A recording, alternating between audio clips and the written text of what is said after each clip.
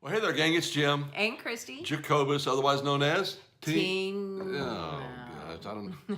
Okay, so we decided we're tired of doing that. It seems pretty goofy over and over again. But we are the Jacobuses, and welcome to day 5 of the Cupid Challenge.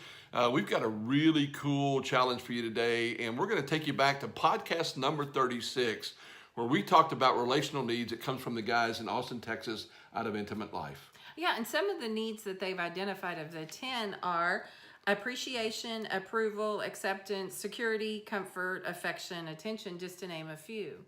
So what we're going to challenge you today is to listen to the podcast or get the information and help your spouse identify what's their top relational needs. So here's what we're going to do. We're going to take the 10 and we're going to put them in a list here.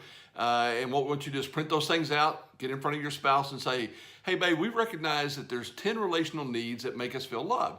Which one of these would be number one to you? And then ask them, how could I do that on a day-to-day basis that would make you feel appreciated, make you feel loved, and make you feel heard? And I said, what?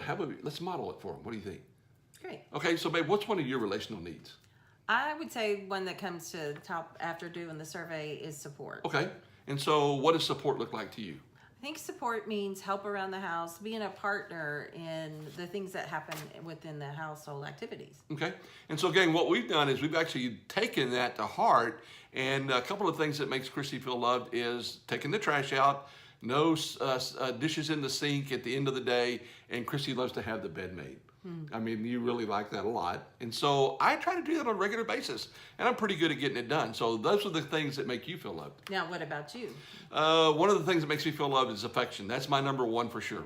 Yeah, and how does that play itself out? Well, without getting too intimate in our conversation here, the things that you do a great job of is like when we're driving down the road, you just reach over, you put a hand on my shoulder, or you hold my hand when we're driving. Like yesterday, we were driving to Shiner and back, you held my hand. So to me, those are the kinds of things that make me feel loved, and Christy's really, really good at doing that. So listen to the podcast if you want to. If not, just take the list, print it out, and ask your spouse the question, of these 10 things, which one would be most important to you, and how do I do that on a day-to-day basis to make you feel loved? That's your challenge for today. And again, once you find out what makes your spouse feel loved, become an expert at it and watch how your relationship changes.